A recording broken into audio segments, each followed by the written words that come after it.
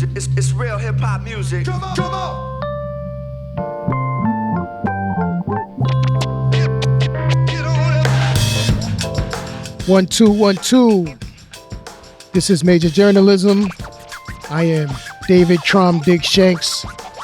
I'm going to get out of the habit of saying and doing that because I feel like if you guys are tapped in, then you know who you're tapped in with. I mean, I guess there is the first time listeners, but I don't know. I just feel like I just want to start talking now. So that might be something a wrinkle we implement moving forward. But I am David Traum Shanks. This is Major Journalism brought to you by the people versus the anti-people.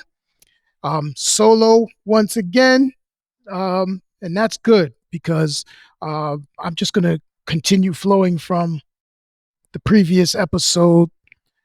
I listened back and, it was good. It was therapeutic. It was cathartic.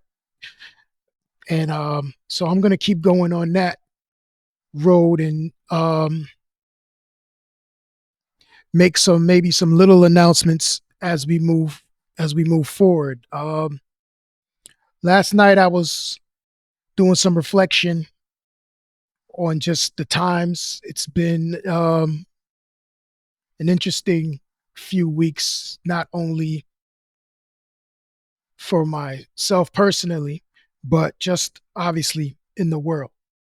It's a lot happening. There's a lot of shifts happening. There's a lot of distractions. But in those distractions, I think that we are finding and learning, if we're paying attention, a lot about just where things are going. I was just talking to producer Anthony before we went live, and it's scary, but I'm still encouraged because I continue to have faith, and I believe that those of us on the righteous side of things will still prevail. It may not look that way. I believe that to be the case. But in my reflection, I was reading my phone. This thing right here, if you guys ever got your hands on this, I'd probably get in trouble. But it's pretty fascinating, the notes that I take in this phone. And I'm carrying notes here from like 3 different phones. Because I've never given up my Samsung, I just continue to transfer notes from one phone to another. So I think I've probably got notes in here from 2018 and on. And like I spoke about in the last episode, trying to figure out just how to continue to develop this program and building out a show and a platform that represents my service to the community. It hit me as I was going through my notes, all of these journal entries, and the name of my show being Major Journalism, and my journal. And so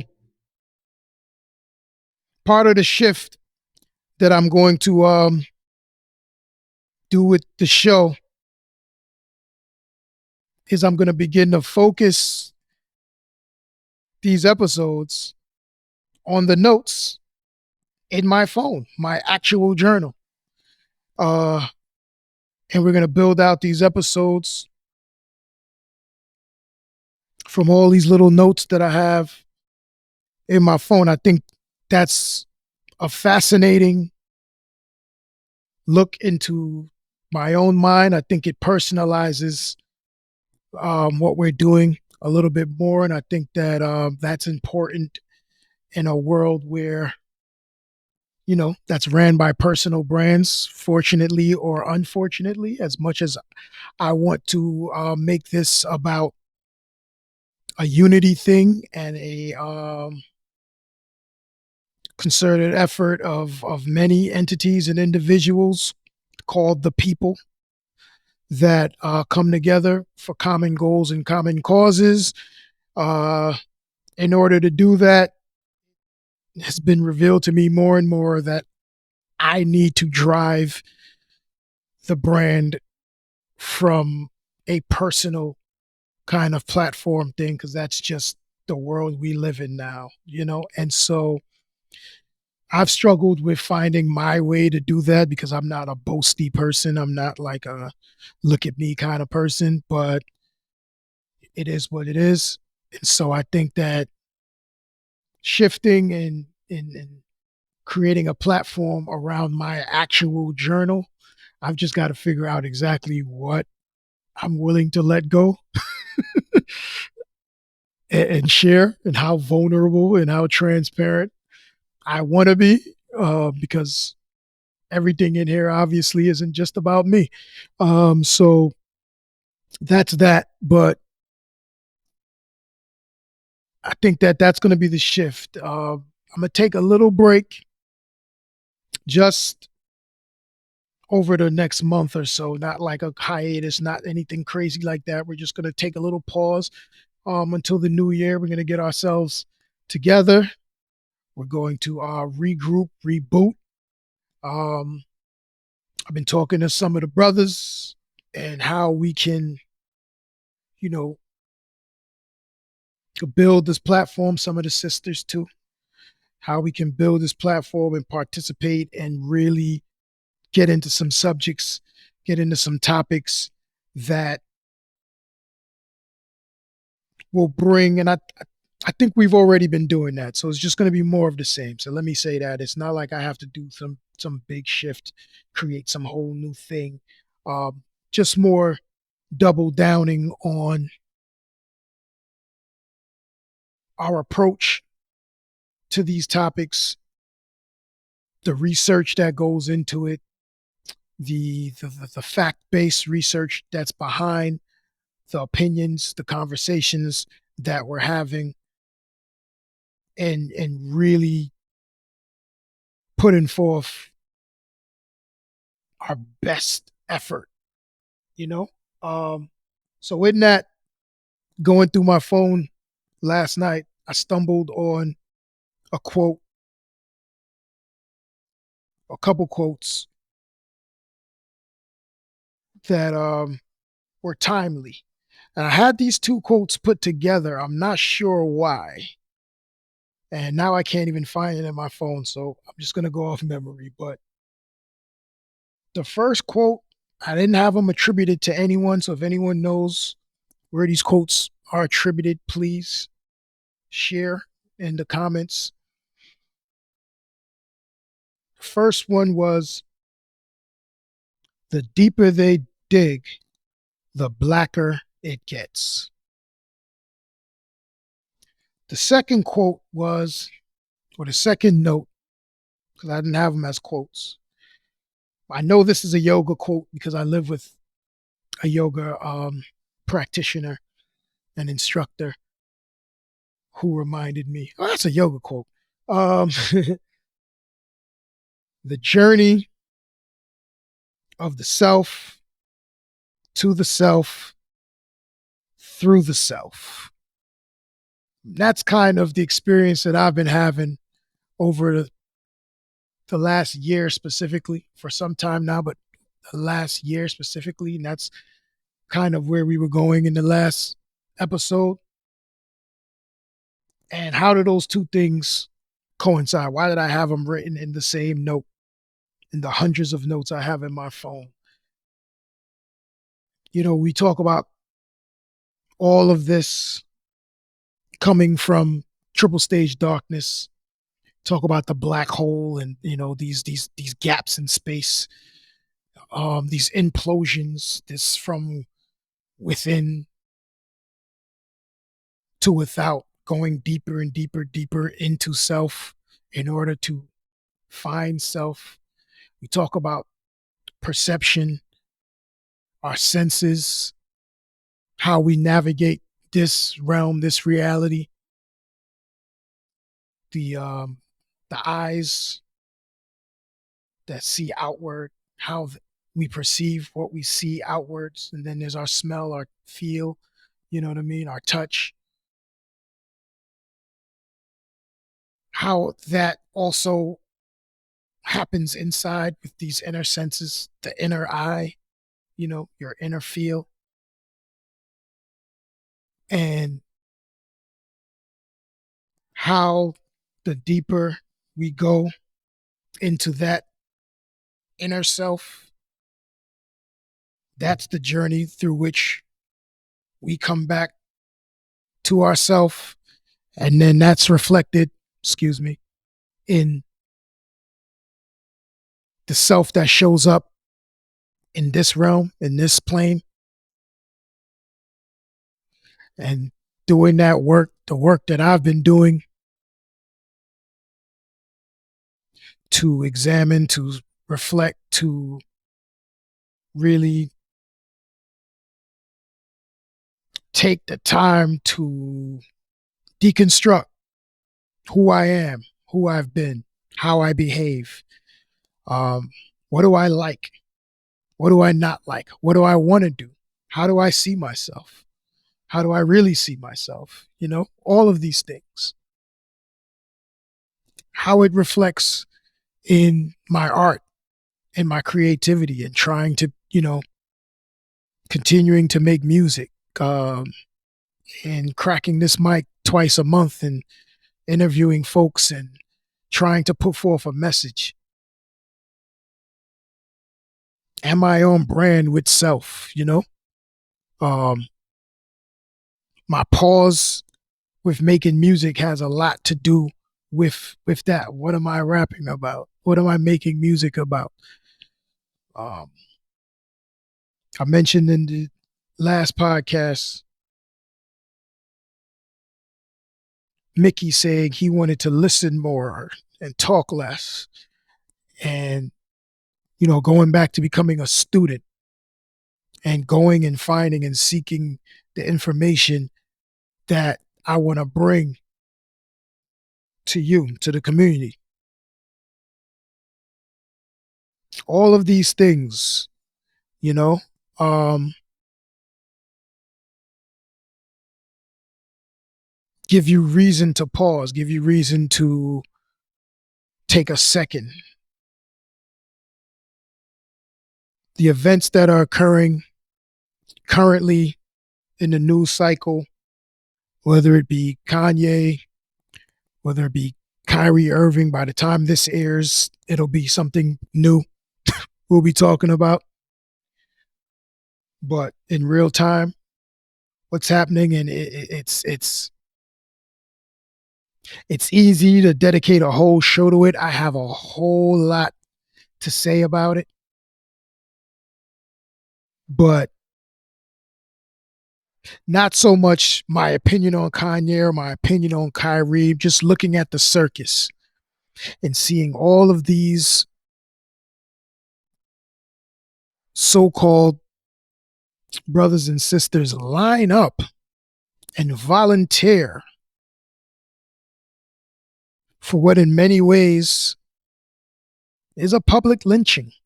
Lynching may be a trigger word. You might not like that word. So a flogging, a chastisement, um, of, in the sense, in Kyrie's case, a young man, a 30-year-old man, who's a professional basketball player who, played in, I think, 11 games at Duke before he went to the NBA. A brother who is trying to find himself, who's trying to educate himself on who he is. And in that process is getting information from all types of sources and all types of outlets, some harmful, some not. In the harmful, outlets and text and documentaries in this case. There's information that is useful. There's information that needs to be thrown away. Like most things, does he have the maturity to discern what is useful and what is not? Maybe not. Is it his responsibility as someone with millions in his platform, following him?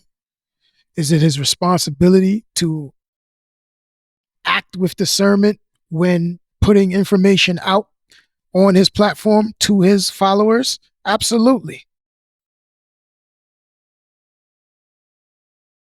Should he be called an idiot by people in his fraternity? Of think that's extreme. But why? Why? Is that just how you feel? I mean, and you speak how you feel. You say, hey, I feel like he's an idiot, so I said it. Okay. Okay. No one, I don't know that anyone asked you to go on air and call him an idiot. So, because I don't want to spend too much time there. But with all the distractions, with all that's going on, with someone who's taken on the responsibility of cracking this mic and speaking and having a voice to whatever the audience is, whatever those numbers are, how do I want to show up, right? Do I just want to be another pundit? Do I just want to screw this person and screw that person and this person's wrong and this person's right and this is my opinion and da da da da da da da da da da. We have enough of that. We have enough of that. So while doing the work internally, while journeying back to myself, through myself, and not pausing because I can't afford to go sit on a rock somewhere and meditate for 3 years. You know what I mean? I still got to do the work. I still have to be active because that's just what it is. Crafting a show, bringing episodes, if this is an episodic type of journey, that hold conversations that are about facts, that are about what I see as truth. We said truth is relative, but a sincere journey to find the truth that's solution based, that's working to solve issues, that's targeting issues, pinpointing issues, and finding solutions, not talking about problems over and over and over, not doubling down in, the distractions of our news cycle just to have our voices heard and maybe get a click, say something provocative, say something that, will get this show going in terms of numbers. I have no interest in that. What I found, like I said, when I started reading and going back through all of these notes, is like, wow, here's your podcast right in his phone. So that's going to kind of be the template for how we journey on, how we continue. I think I'm also going to I'm pulling up one just to give you an example of what I'm talking about. That's way too much silence for a podcast. Sometimes silence is good though.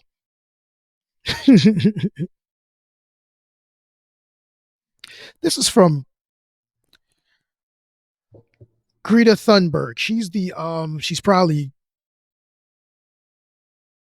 20 now, but she was the little 16-year-old climate activist who was I think she made the cover of Time, but she was the whole thing a few years ago. I believe she spoke at the UN, and her quote was, "This is in my phone from December 12th, 2019 at 11:36 a.m. I wrote, every great change throughout history has come from the people. We do not have to wait." That's something that I took motivation from in my platform, because I think that as a collective, I could speak definitely for my people. We're waiting. You often hear a lot. We don't have any leaders anymore. Where's our leaders? Where's our Martin Luther Kings? Where's our Malcolm X? We don't have any leaders. Well, what about you? Why don't you lead? Why don't you build? Why don't you create something? Why don't you join something? There's so much work to be done. Start an organization or join an organization. That's part of what I'm challenging myself to do as well. So I'm not pointing any fingers, but you know, nothing, no movement that's really had any effect in the history was not a people driven movement. And so the people, even the leaders, they were selected by the people. Martin Luther King didn't just decide he wanted to lead. It was like, let the young boy lead. We like the way he talks. You go talk to them. And that becomes, you know, a campaign, a thing, but that's that he's selected by elders, by people in the trenches, by people fighting already. This is not, you don't just decide I'm the leader. So, it's things like that. Just as I go through my phone, we're going to grab these notes and these quotes, and we're going to build episodes around it.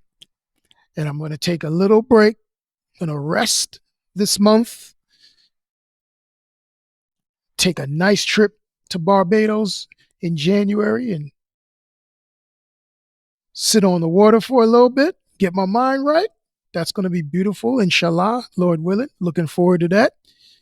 And the hope, the plan is to come back refreshed, recharged, inspired, enlightened, with more information,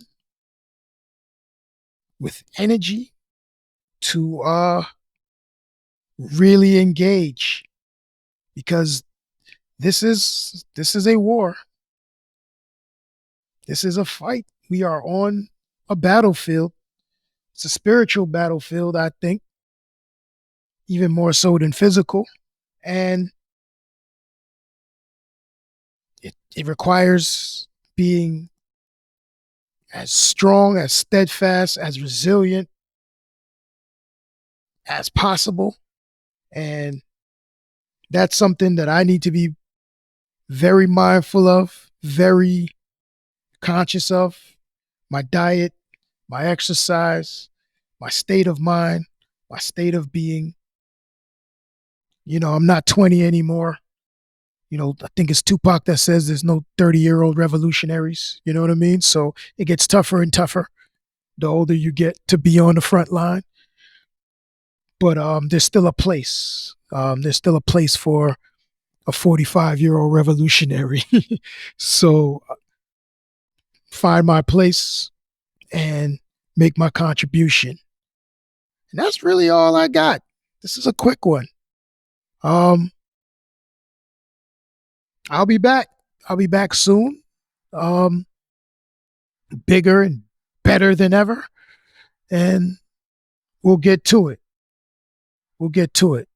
I appreciate everyone for hanging in. I guess we can call this the end of season one.